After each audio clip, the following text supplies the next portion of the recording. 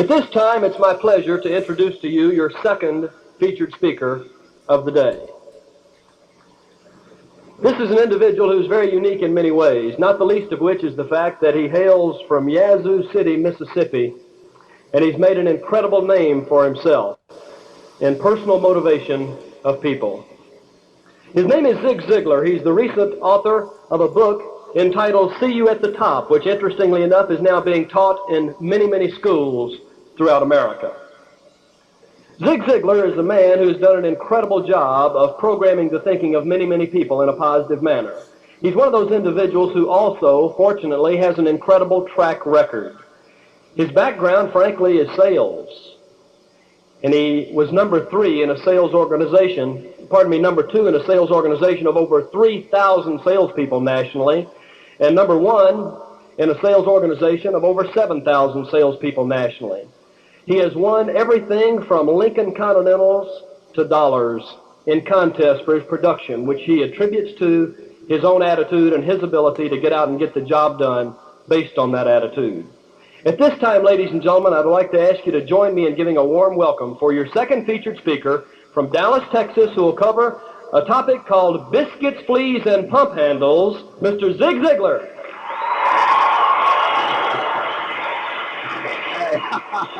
Hey! My goodness!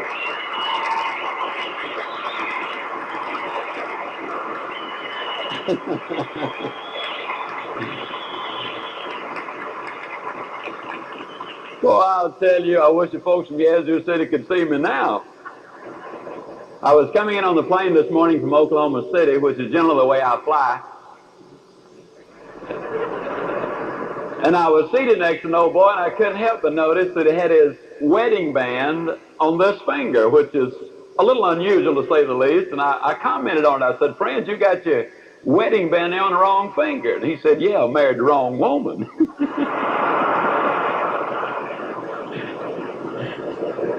Well, I said, "You know, a man makes a mistake, he's not stuck with it, isn't he?" He said, "Looks like I am. This is the 7th time I've been married to that girl." I said, "7 times, same woman?" He said, "Yeah."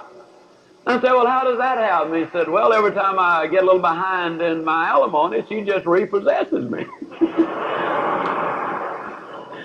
I said, "Well, what did she do that's so bad?" And he said, "Well, one thing, she'd come in the morning, she'd pour water in bed with me." I said, "Well, that is bad." He said, "Yeah, but you hadn't heard the worst. And some days she'd come in, she'd throw a cat in bed with me." I said, "Now, that's bad." He said, "It is when you're sleeping with a dog."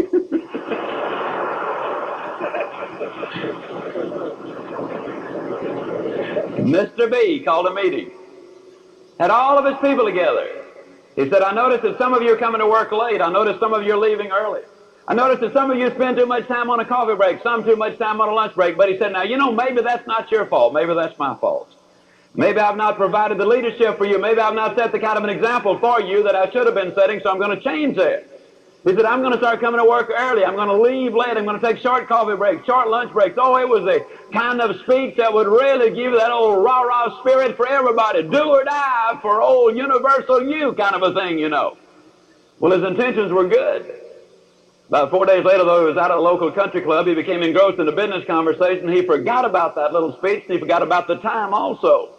All of a sudden, he looked at his watch. He said, "Oh, my goodness, I'm due back to the office in 5 minutes. He hopped up, made a mad dash to his automobile, hopped in, scratched off, burned rubber like nobody you've ever seen, doing about 90 miles an hour down the freeway. And the long arm of the law entered the picture and gave him a ticket. Now, you're talking about a man that was unhappy. Mr. B was absolutely furious. He said, "This is ridiculous. Here I am, a peaceful, tax-paying, law-abiding citizen, minding my own business, and what does this guy do? He comes along and gives me a ticket. What he ought to be doing is out looking for the robbers, the murderers, the arsonists, the people who are breaking the law, leave us peaceful, tax-paying, law-abiding citizens alone." Oh, he was really upset. And by the time he got back to the office, it was about 45 minutes late, and he was really blowing his cool. And he did what management has done since the beginning of time. Every time they get their hand caught in the cookie jar, they say, "Look yonder," and then nobody looks here. In a very loud voice, he called for his sales manager. He said, "Come on in here. I want to talk to you about the Armstrong account. I want to find out what happened to it. You've been fiddling with that thing for 6 long months. You could have sold the deal a dozen times. Just tell me either yes, you got it, or no, you didn't." Oh, he was really upset. Sales manager came in, ducked his head, had in his hand kind of an approach to life, you know, and he said, "Mr. B," said, "I don't know how to tell you this, He said, I thought I had that deal. I thought it was sold. I thought it was mine. But he said, you know, at the last minute it came unglued and I lost the sale, and I'm sure sorry. Well, if you think he was sorry then, you should have watched him about 2 minutes later, because Mr. B really got upset now. He said, this is ridiculous. You've been my sales manager for 18 years. I've depended on you to bring in new business. And now I have a chance to get the biggest account of all. And what do? You blow it. Well, let me tell you something, friend. Just because you've been here 18 years does not mean that you got a lifetime contract. Now, you're going to replace that business or I'm going to replace you. Oh, he was really upset.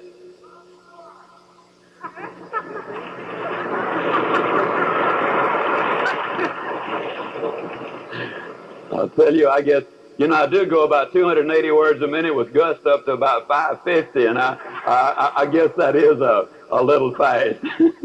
Let's hear it for the gentleman on the balcony. What do you say? Okay.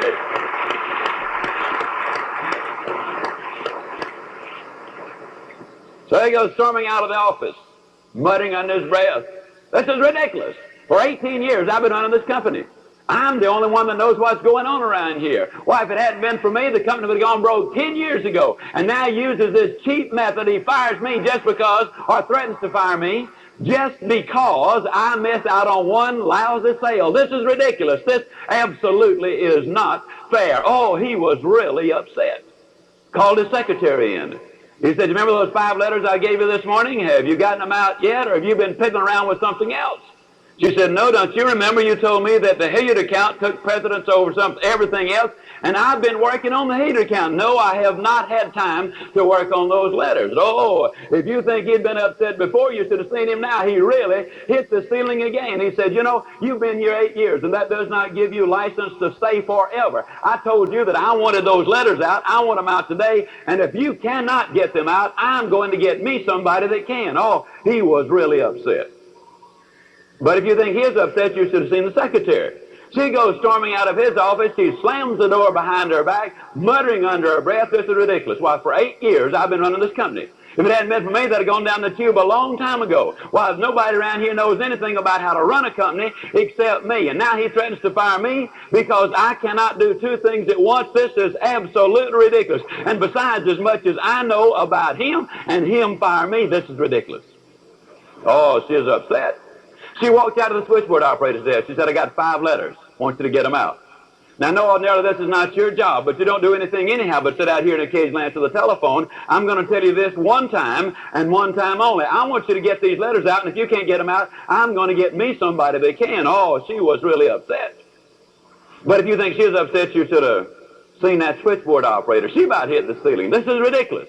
Well, I'm the only one that knows what's going on around in this company. They don't do anything in the back but gossip, drink coffee, talk on the telephone. Every once in a while they get out some work, and the minute they get behind, they come out here and they put it on my desk, and they say, now, if you don't get it out, I'm going to fire you. This is not fair.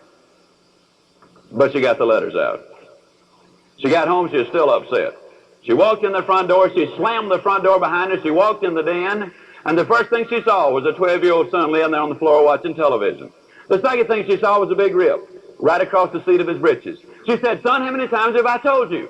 When you come home from school, put your play clothes on. Mother has a hard enough time as it is supporting you and sending you through school. Now, because you've disobeyed me, I'm going to send you up to your room right now. Going to be no supper tonight, no television for the next 3 weeks. Oh, she was really upset.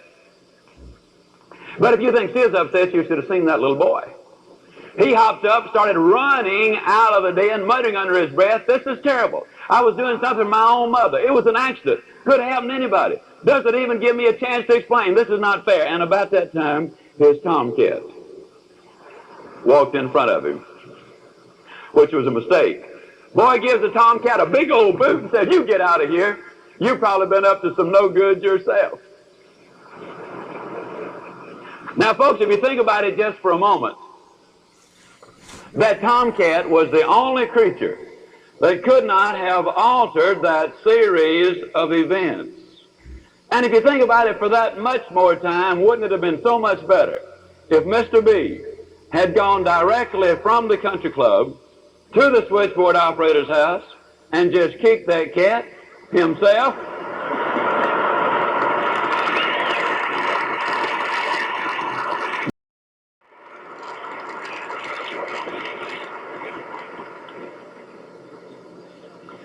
Let me ask you a question.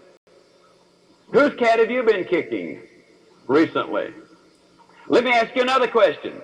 Have you been letting somebody kick your cat? You see, the truth of the matter is we live in a negative, cat-kicking world.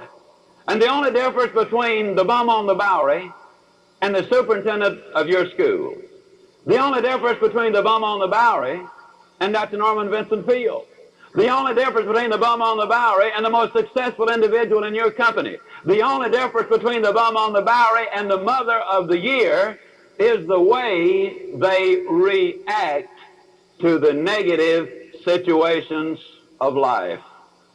I don't care who you are. I don't care what business you're in. I don't care what you do. I don't care what your age is. Every living, breathing human being on the face of this earth faces disappointments, frustrations, heartache, reverses, and setbacks.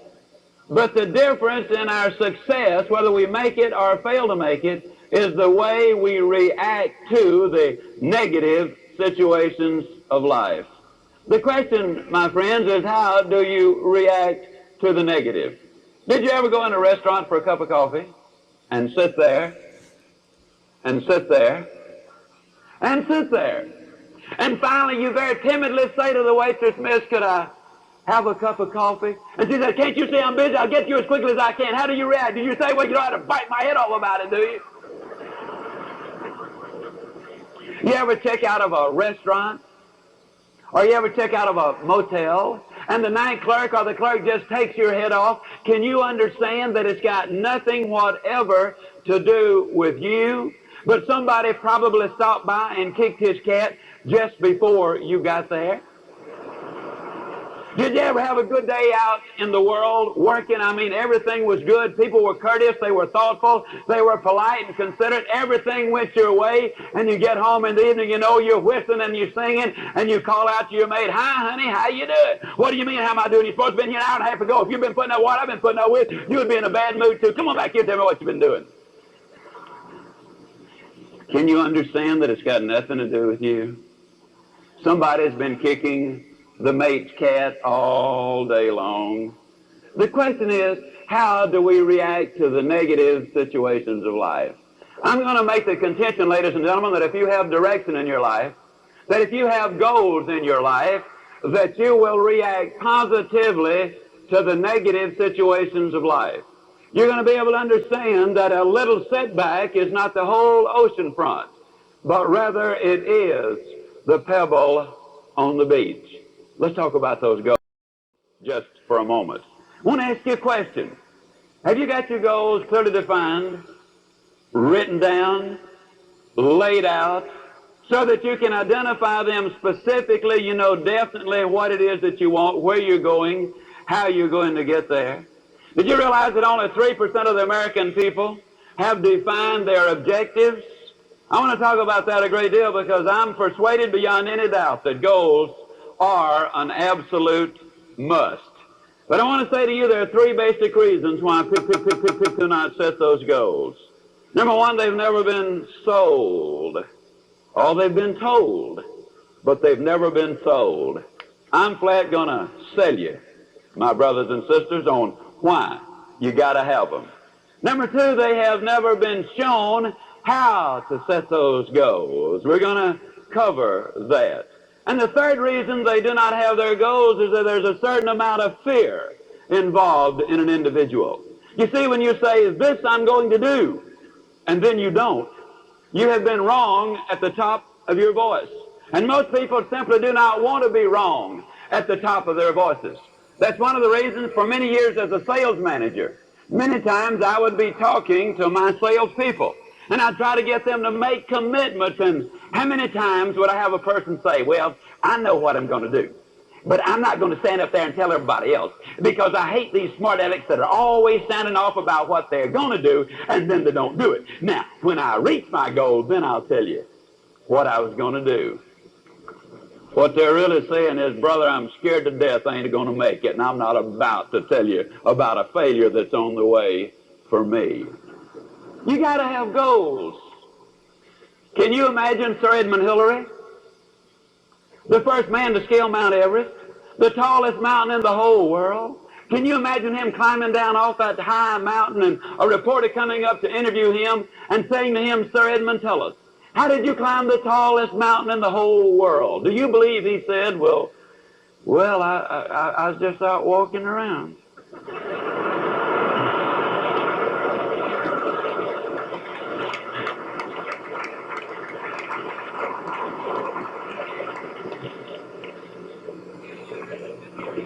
Somehow or another, I don't believe that's the way it happened. Can you believe the chairman of the board for General Motors, and somebody comes to him and said to him, "How did you get to be chairman of the board for General Motors?" Do you believe he said, "Well, I just showed up for work, and they started promoting me, and then here I am, chairman of the board, General Motors"? No, I don't believe it happened that way. I did a survey of the Yale seniors a number of years ago. They discovered that of the graduating seniors, only 3% of them had clearly defined, written down, specific goals.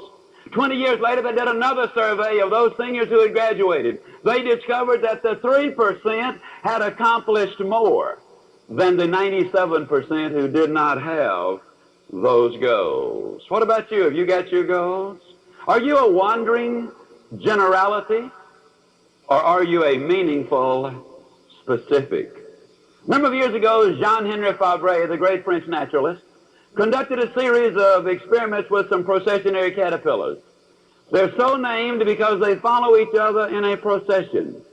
He lined those caterpillars around a flower pot until they formed a continuous circle. In the center of the flower pot, he put some pine needles, which is the food of the processionary caterpillar. And those caterpillars started going around and around and around. 24 full hours a day, 7 full days and 7 full nights, they went around and around and around until they literally dropped dead from starvation and exhaustion. With an abundance of food less than 3 inches away, they starved to death because they confused activity with accomplishment. What about you? Are you a wandering generality, or are you a meaningful specific? You see, right here in Kansas City, and for that matter, the 43 states and the 4 countries that are represented here at this mammoth gathering today, whoever you are, wherever you're from, whatever you do, there are people in your own company, in your own business, who are starving to death, are not doing well. There are others who are doing extraordinarily well. There are some, you see, who are like the processionary caterpillars. They're going in 900 different directions. They're confusing activity with accomplishment. And the net result is, although they might be busy, they're not going anywhere because they have no destination. So many people are kind of like this old boy down home, and those of you who know me know there are an awful lot of old boys down home, at least it was when I was down there. His wife sent him uptown to buy ham. He came home with the ham, and she said, "Honey, you didn't cut the end of it off." And he said, "You didn't tell me to." "Why," she said, "I thought you knew we always cut the end off the ham." And he said, "Why?" She said, "Because Mama cut the end of the ham off." And he said, "Well, Mama's in the kitchen. Let's go back there and ask her why she cut the end of the ham off." So they got back to the kitchen and said, "Mama, how come you cut the end of the ham off?" She said, "I cut the end of the ham off because my mama cut the end of the ham off." And the old boy said, "Well, Grandma's long distance, but let's call Grandma long distance and find out why she cut the end of the ham off." So they called Grandma long distance and said, "Grandma, how come you cut the end of the ham off?" She said, "I cut the end of the ham off because my roaster was too small."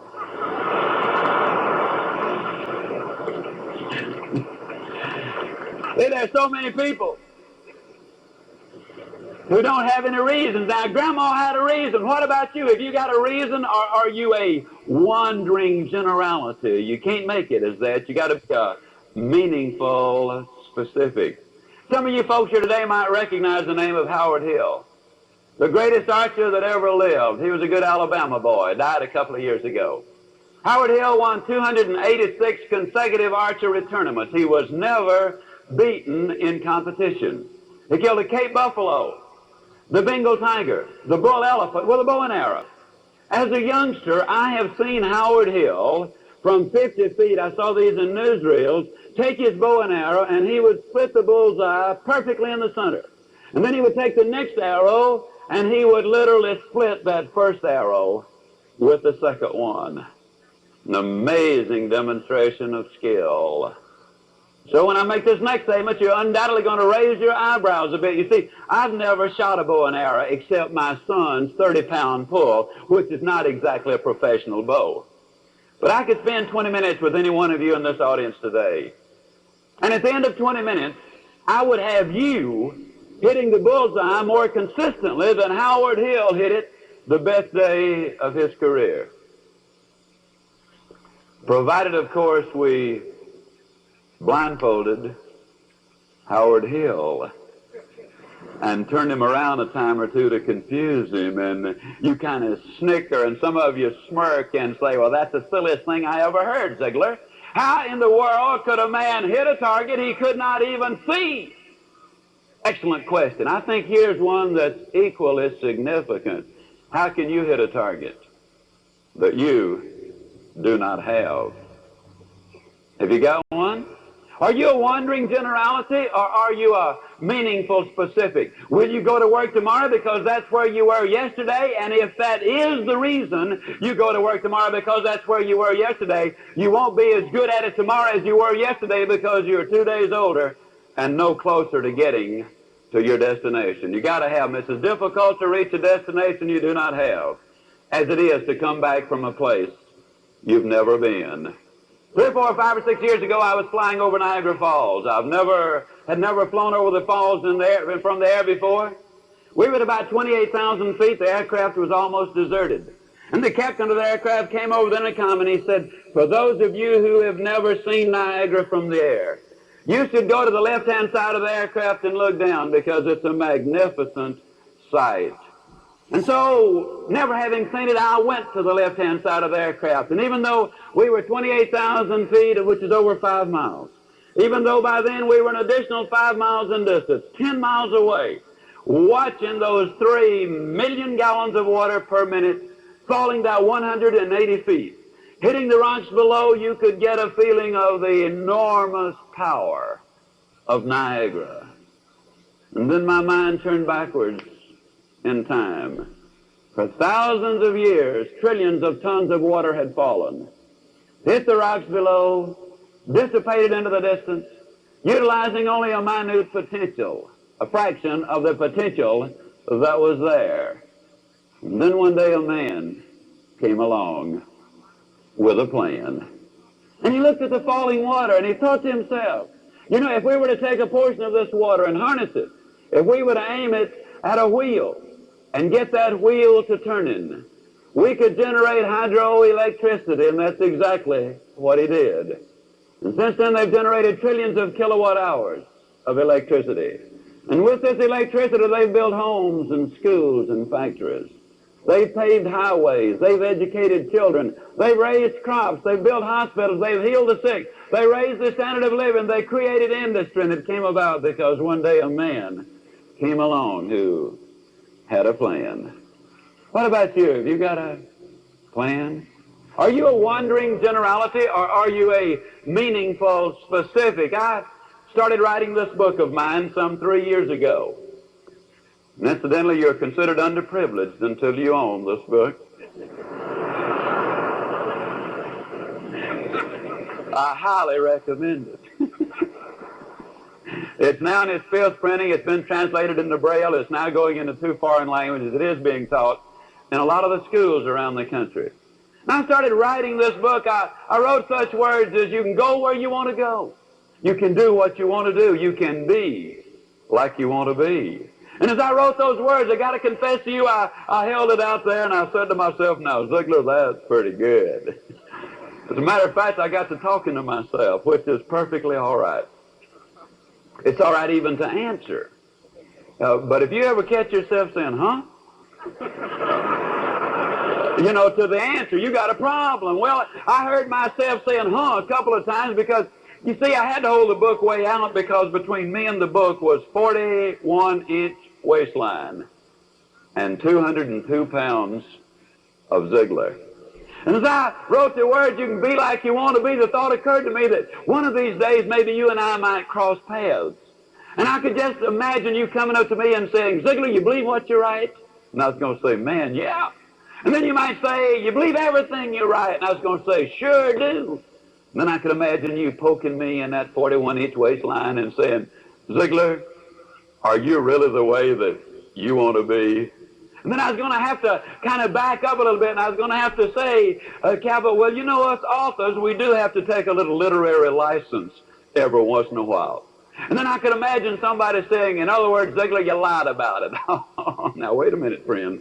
That's pretty hard words. Well, you're at least a hypocrite then. And then I was going to say, man, don't you call me no hypocrite. Nobody likes hypocrites. You're not going to believe this, but there are even some people that say they don't go to church because it's a bunch of hypocrites down there. I knew you wouldn't believe it. Of course, I always tell those folks, friend, if a hypocrite is standing between you and God, that just means the hypocrite's a little closer to God than you are. So I don't believe I'd say that one anymore.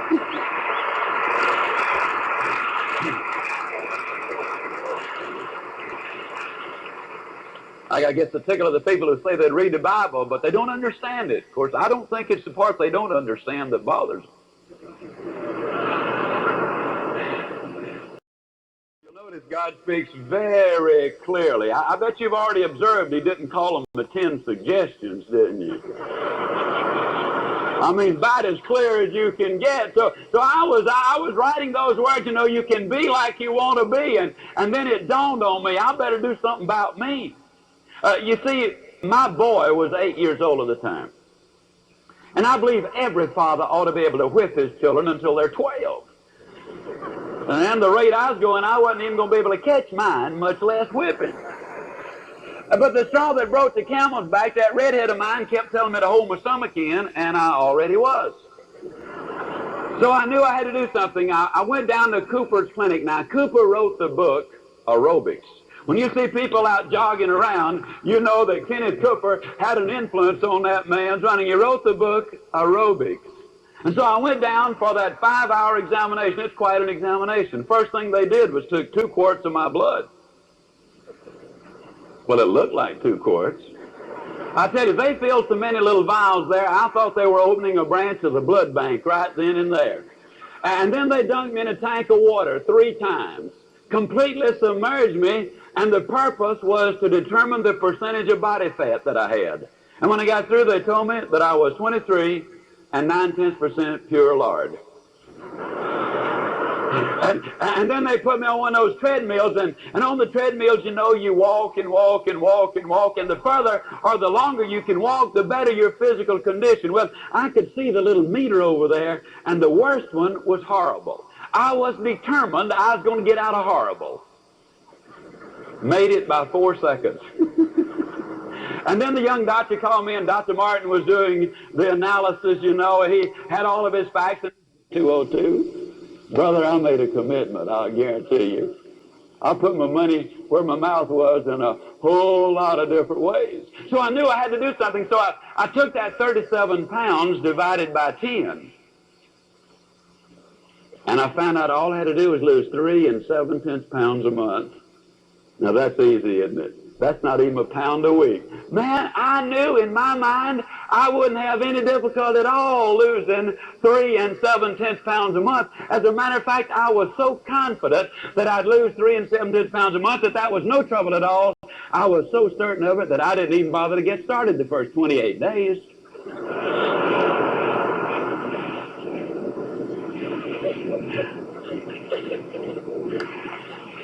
Which brings us to the next point, you see. I was raised down in Yazoo City, Mississippi.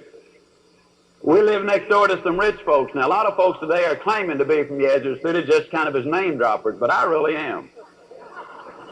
We live next door to some rich folks. I know they were rich for 2 very basic reasons. Number 1, they had a cook. Number 2, the cook had something to cook. And during the Depression, that was a sure sign of wealth. Now, I was over there for lunch one day, as I tried to be, most every day. I don't want you to misunderstand that. Now, we certainly had plenty to eat at my house. I know we had plenty because every time I passed my plate for seconds, they'd always tell me, no, you've had plenty. So I know we had plenty. And the cook brought the biscuits out.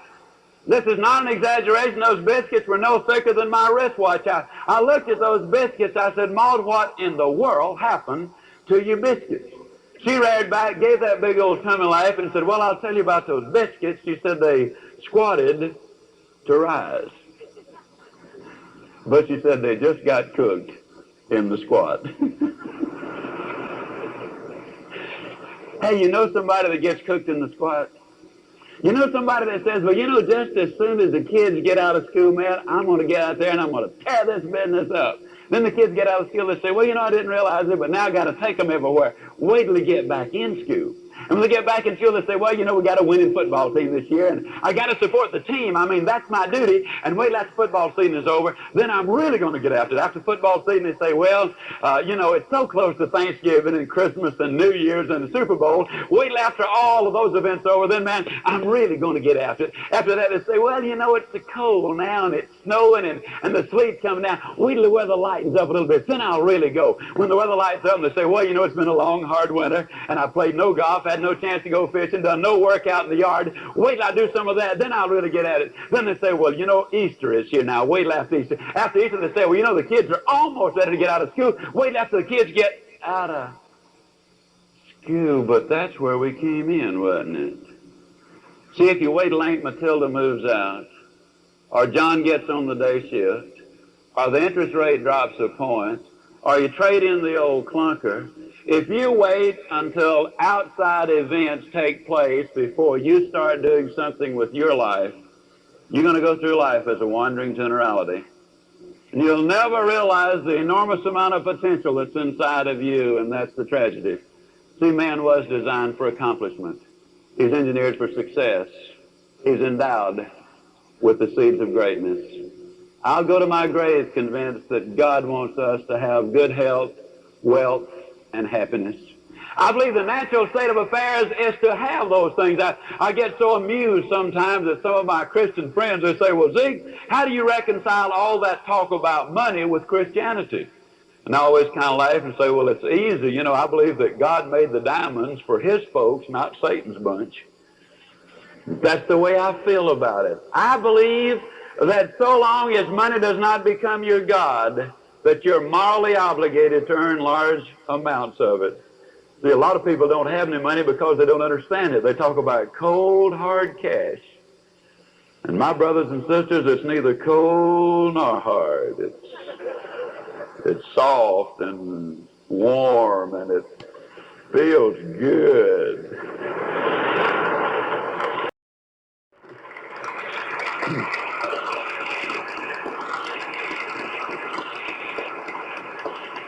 And I believe it's a worthy goal. A lot of times people say, well, I don't want to make a lot of money. You know, I believe a man or a woman that say a thing like that would lie about other things too.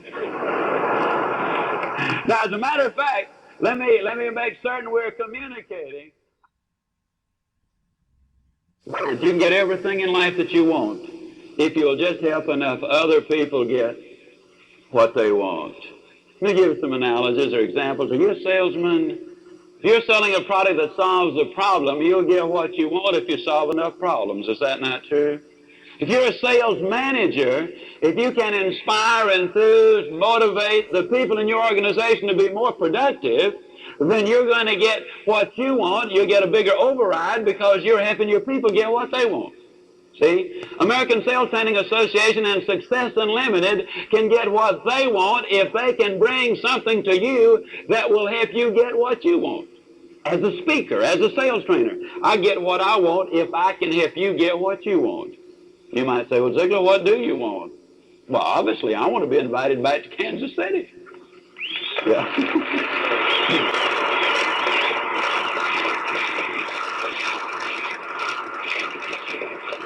And it'll be a shame if I'm not, because my next talk is so much better than this one, you know. But, you know, I got this enough to know that if I don't deliver today, there's going to be no next time. And you're in exactly the same category. If you don't deliver in what you do, there's going to be no next time. Had a football coach at the session last evening for one of the winningest teams in America. And this coach is in exactly the same position as you are. He can get what he wants. Anybody have any idea what he wants? He wants to keep his job. He wants to build a winning team. Now, he'll help the alumni. He'll help his team. He'll help his school. If he can help them get what they want, they're going to guarantee that he gets what he wants. You a mother or a father, you want to raise good kids. What do most parents want? Isn't it successful, healthy, well-adjusted children? And aren't we as parents, don't we want our kids to be those things, and all we got to do is help them, and we're going to get what we want as parents. Any way you go, that's the way it's going to work. The fifth thing about that goal of mine is we then broke it down on a daily basis. The late Charlie Cullen expressed it so eloquently when he said the opportunity for greatness does not come cascading down like a torrential Niagara Falls. He said it comes slowly, one drop at a time. I divided the 3 7/10 pounds per month by 30, and I discovered that all I had to do was lose 1 9/10 ounces a day. And if I could just lose 1 9/10 ounces a day, then in 10 months' time, I would have lost my 37 pounds. See, I didn't gain 37 pounds in one weekend.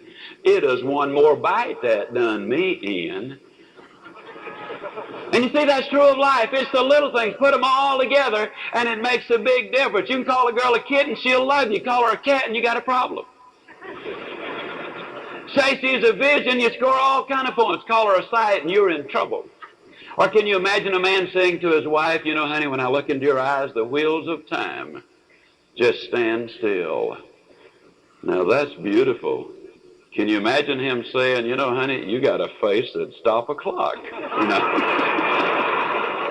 It's not really that much difference, but oh, brother, is there a difference? See, if this watch of mine were 4 hours wrong, I wouldn't have any trouble. See, I can look at a watch and tell you instantly if it's 4 hours wrong, but if it's 4 minutes wrong, I got a problem, haven't I? Because you see, tomorrow at 11:11, I get aboard an aircraft going back to Dallas. Now, if I'm 4 minutes wrong and I get there at 11:15, I got a problem because, you see, I made a deal with the airlines that if I wasn't there when they got ready to go, that they were just to go ahead without me. And I found out last summer in Dallas that they lived up to their end of the agreement. I also found out it's easier to catch those dudes before they leave the ground, too. It's the little things that make the big difference. It's the part of the blanket that hangs over the bed that keeps you warm. And if you don't believe that, you've never been in the service and been short-seated. I'll just tell you that right now. Let me ask you a question. In the area where you're from, what is the average commission on the sales that you almost make? What is the difference between almost making it and just, or almost making it and just barely missing it? See? If you just barely make it, of course, full commission. If you just barely miss it, no commission. I believe it's a series of little things. When I lost 1 9/10 ounces a day, in 10 months' time, I lost the weight. A little more tomorrow, doing your best. And then the next day and all the tomorrows forever are going to be really super for you. Let me tell you how, though I really learned how to reach those goals. See, if you're going to reach your goals, then you got to know how to train fleas. And if you don't know how to train fleas, you're just not going to make it.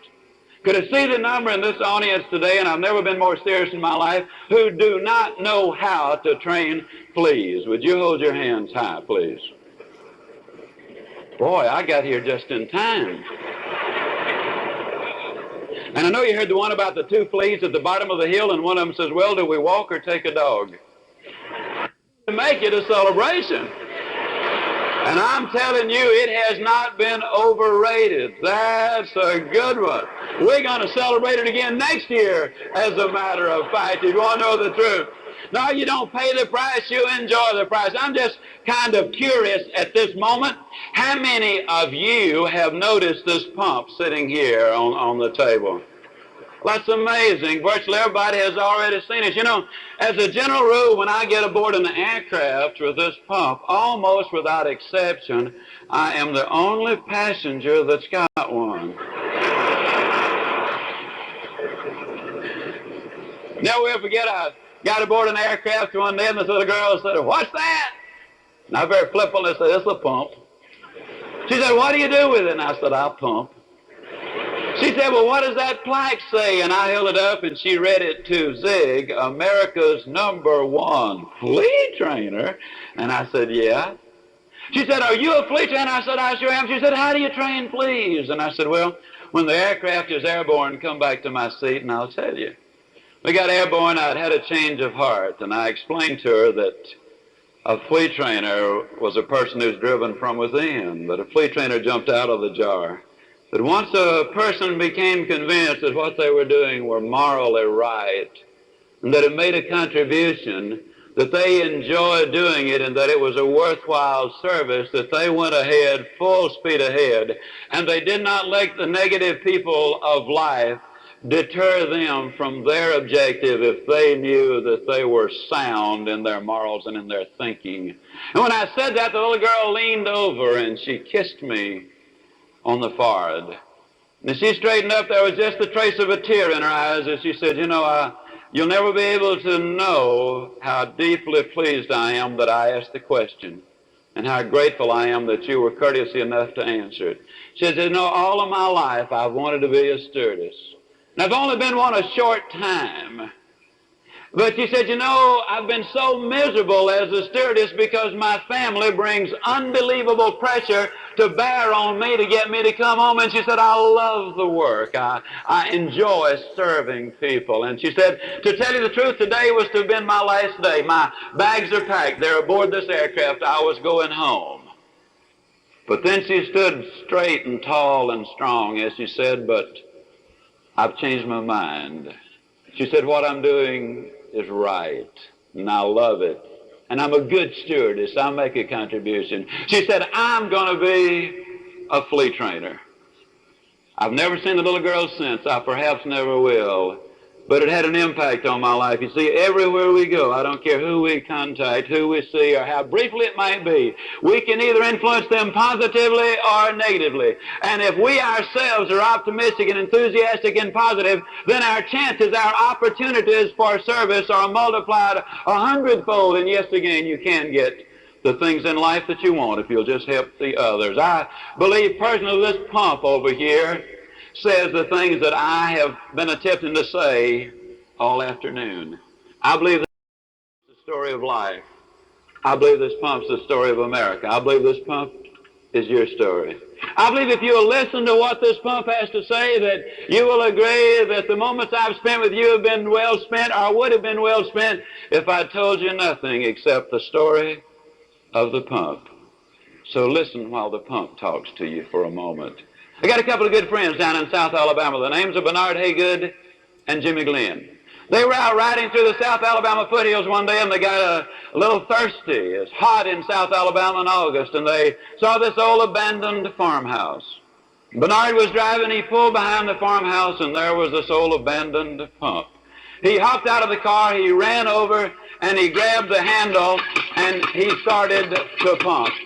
Now, I'm just kind of curious, how many of you folks in this audience today have ever used one of these old pumps right here? Okay. Well, old Bernard was beginning to work up somewhat of a sweat. I mean, you know, it was hot, it was August, and he was thirsty. So after a couple of minutes, he said, Bernard, or Jimmy rather, you better get that old bucket over there and come over there and dip some water out of the creek. He said, we're going to have to prime the pump. How many of you know what I'm talking about when I say, hey, we got some pumpers here?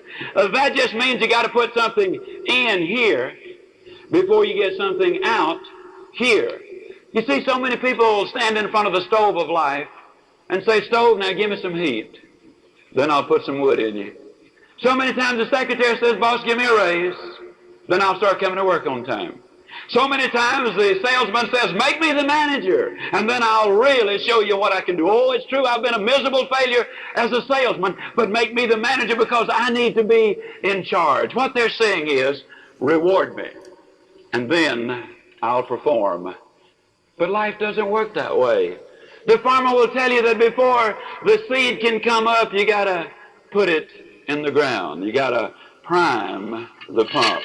Well, old Bernard wanted that drink of water. I mean, it is hot. It is August.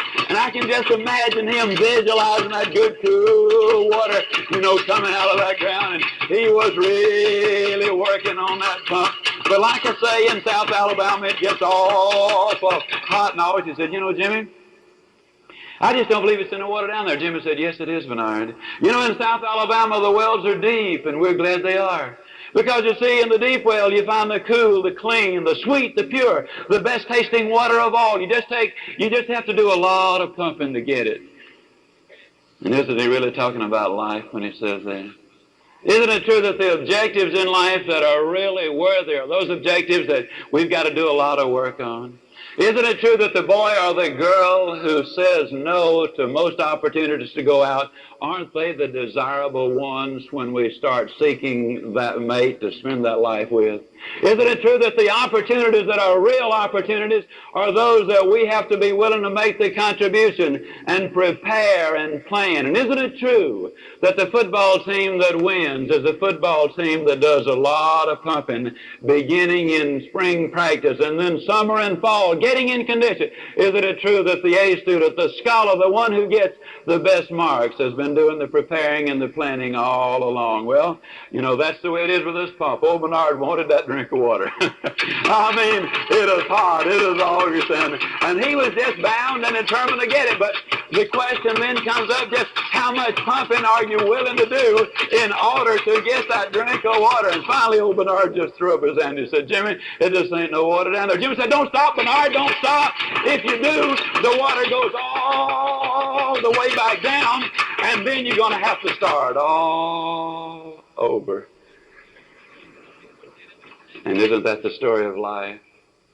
Isn't it true that so many times it's the darkest just before the dawn?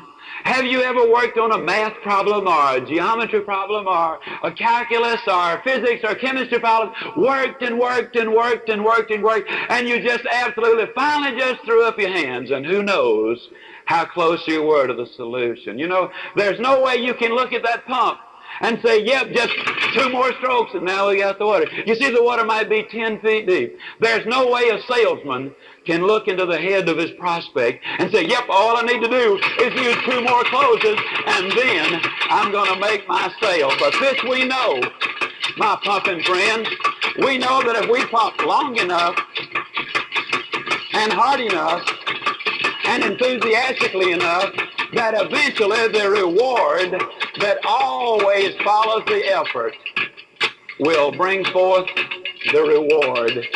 And we know too, don't we, pumpers, that once you get that water to flowing, then all you got to do is keep a little easy, steady pressure on it. You're going to get more water than you know what to do with. And isn't that the story of life? Isn't it true? Thank you.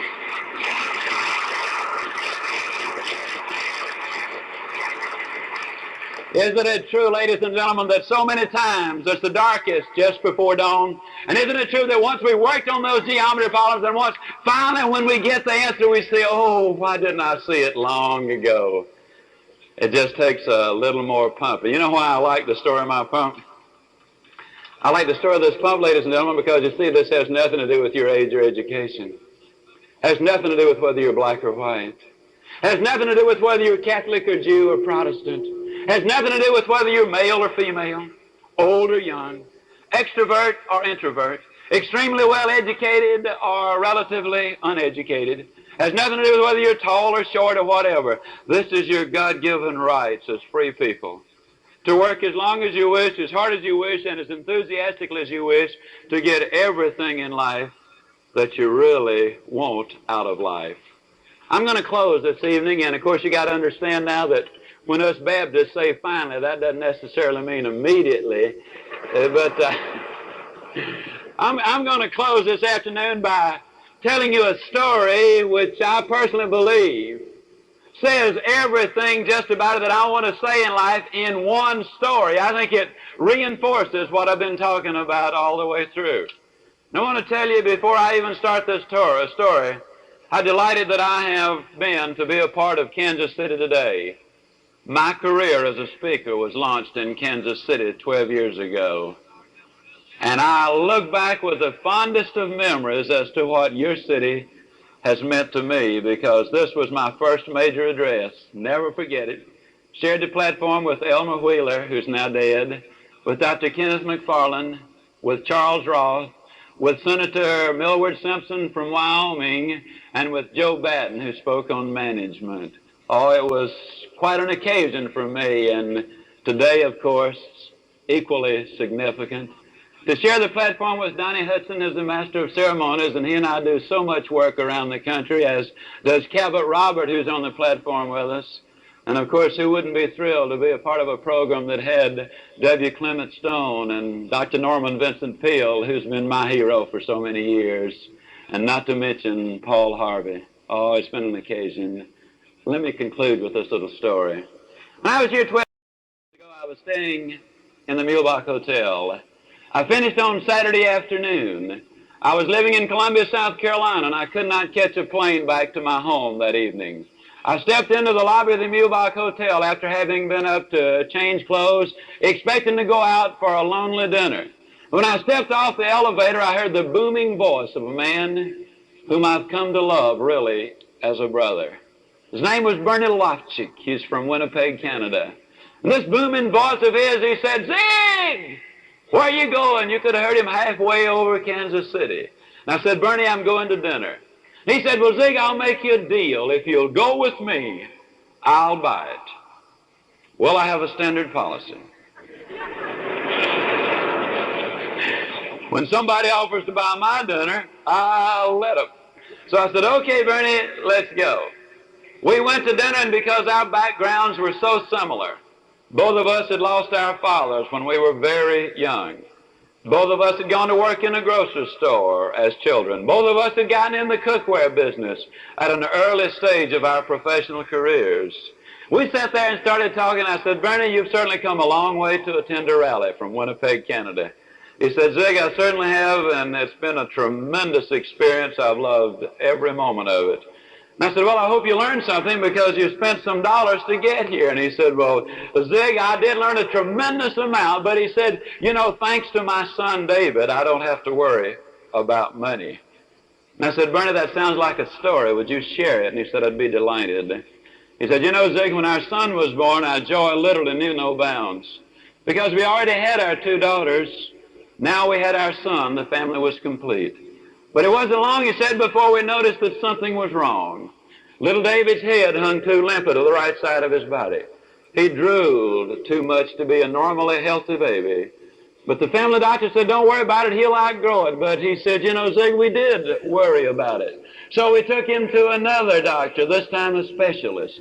And of all things, the specialist diagnosed his condition as the reverse of club feet, and treated him for that condition for a number of weeks. But he said, 'You know, Zig, we knew it was more serious than that, so we took him to yet another specialist, one of the most outstanding specialists in Western Canada.' This man examined our son very thoroughly. When he finished, he looked at us and said, 'This little boy is a spastic. He has cerebral palsy. He's never going to be able to walk or talk or count to 10. I suggest that you put him in an institution for his own good and for the good of the, quote, normal members of the family.' But Bernie looked at me, and those dark eyes of his were flashing as he said, 'But you know, Zig, I'm not a buyer. I'm a seller. I could not see consigning my son to the life of a vegetable.' And so we went to another doctor, and then to another, and another, and yet another, and another, until 30 doctors all told had said, 'For this little boy, there is no hope.' And then we heard of another doctor, Dr. Pearlstein, down in Chicago, reputedly the foremost authority in the world on cerebral palsy. We got an alternate appointment because Dr. Pearlstein was booked 2 years in advance. People from all over the world came to see him because of his reputation. And he said, 'You know, we got lucky, Zig, or maybe it wasn't luck.' And of course, obviously, I know that it wasn't. But 11 days later, a little boy from Australia canceled. The Lofchicks took their son to Chicago for the examination. And that's where things started to happen. Dr. Pearlstein examined this little boy. Maybe as no child has ever been examined before. He did something different from the other doctors. Each of the others had taken the x-rays that the prior doctors had made, And all they had done was reconfirm what each preceding doctor had decided was the problem. Dr. Pearlstein started over, called in the best x-ray technician available, had him read the x-rays. Finally, when the examination was completed, he looked at the Loptics and said, "This little boy is a spastic. He has cerebral palsy. He's never going to be able to walk or talk or count to 10 if you listen to the prophets of doom." But he said, "I want you to know that I am not problem conscious. I am solution conscious. I believe that there is something that can be done for this little boy if you do your part." And the Loptics quite obviously said, "Doctor, tell us what to do. We'll pay any price." And the doctor said, "Well, obviously the financial cost is going to be great. But of infinitely more importance than the financial involvement is the personal involvement. There's some things you got to understand. You're going to have to push this little boy beyond all human endurance. Then you're going to have to push him some more. You're going to have to work him until he literally falls. Then you're going to have to pick him up and work him some more. Another thing is you cannot give him therapy with any other victim of cerebral palsy. Because he said, you see, we become part of what we are around. And if he sees other victims with their awkward, inadvertent movements as they struggle for identity and performance, then David will instinctively, subconsciously pick up the awkward movements of the other victims, give him the therapy in privacy. One more thing you got to understand. You can never stop. Once you put your shoulder to the wheel, you have undertaken a lifetime task, because sometimes it'll be months, sometimes years before you can detect any change at all. It's going to be a forever objective. The Loptics went home. For the first time, there was some hope in their life with their son. They hired a physical therapist and a bodybuilder. They built a gymnasium down in the basement of their home. It took them a lot of months, but finally one day David Loptic could move the length of his own body. It took him several years then, but one day the therapist called Bernie home and he said, "Bernie, I believe David is ready. Come on home." And Bernie went home. David Loptic was on a mat down in the gymnasium, getting ready to do a push-up. And as that little body started to rise into the air, the physical and emotional exertion was so great, there wasn't a dry inch of skin on that little body. The mat looked as if you had poured water on it. And when that one push-up was accomplished, Mother and Dad, little David, the two sisters, the therapist, the bodybuilder, the neighbors, the doctor, all broke down and shed the tears that so clearly say, happiness is not pleasure.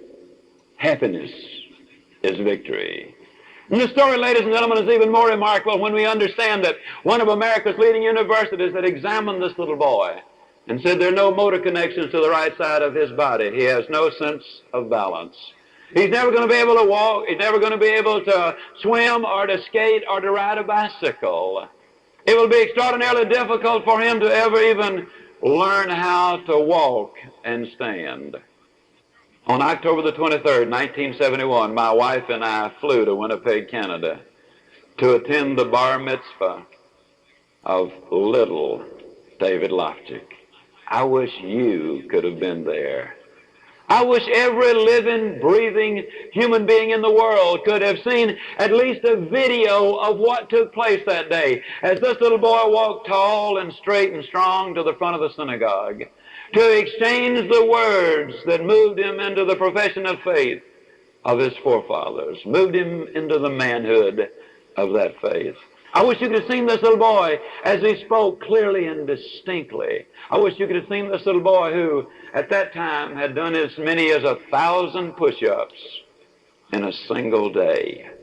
I wish you could have seen this little boy who's run as many as 5 or 6 miles, rather, nonstop, who skated on the neighborhood hockey team, who ran the wheels off of his 4th bicycle, who was a 7th grader, qualified for St. John's Ravens Court School for Boys, where he did extremely well in 9th grade mathematics. Wish you could see this little boy who skated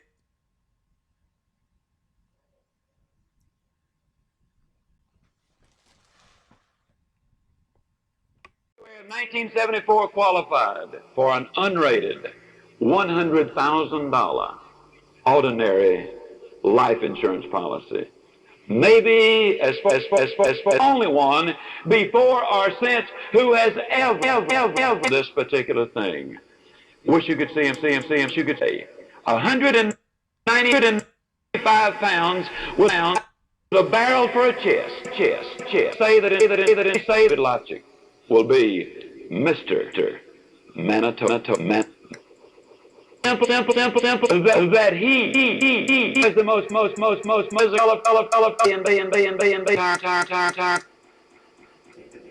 been my privilege logic story. I see him from 2 to 10 to 10. How many times have I seen this little one sit up? I wonder how much bigger, and smarter, and would have been. How much would have been? He would have been. He would have. And if he had in life,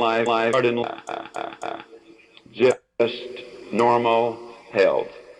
Then one day it hit me like a ton of bricks. Had he been given more to start with, he undoubtedly up with a great deal less than he has today. I believe that's the reason God tells us in his book to thank him for everything. Because you see, before it happens, it's already crossed his desk. And he knows what the future is. A story of David, because you see, here's a little boy who for all of these years has spent 3 hours a day staying even. When we think of the 24-hour day and know that David has a 21-hour day and will for the rest of his life, it gives us pause to think and be grateful for what we have. I think of all of the effort that was expended. I think of the pump story again, because you see, for one solid winter, David Loftus got up every morning 1 hour before any other member of the family, with the wind chill as much as 80 degrees below zero. David strapped or put his skates on and crawled out to the frozen ice. Took him one solid winter just to learn how to stand up. And now look at him today. And I look at all of the things that happen, and I believe that it just epitomizes so much. You see, it epitomizes and expresses the value of a healthy self-image. David could not have that to begin with, but he does today. His parents looked at him and did not see him as a helpless, hopeless invalid. They saw him as a little boy who deserved a chance in life and treated him as such, and he responded as we always will. Goals, you cannot believe the goals, the hourly goals, the daily goals, the weekly goals, the monthly goals, the yearly goals, the lifetime goals. Attitude, when this boy was 2 years, bought him a cassette player. And from that moment on, he's been listening every day. As he takes those exercises, as he goes to school, he's infused with a clean, positive, powerful series of affirmations. You can do it. Work, unbelievable. Desire for success, desire for health, incredible. It's all there. And ladies and gentlemen, of course, in Canada, you have the free enterprise system, which we also have here to even a greater degree. So I say this: believe in you. Believe in your fellow human. Believe in the opportunity that you have with the company you represent, the products you merchandise, or the service that you render. Believe in the philosophy and the policies of that company. Believe that America is the land of the free, the home of the brave, the land where you can get anything that you make a contribution for. And believe in Almighty God. So if you do, then I close not by wishing you a good day. I close by guaranteeing you a good forever. And I will see you at the top. God bless you, and thank you so much.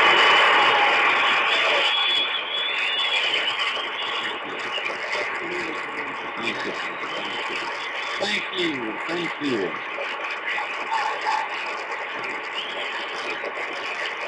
Thank you. Zig Ziglar, ladies and gentlemen. Thank you.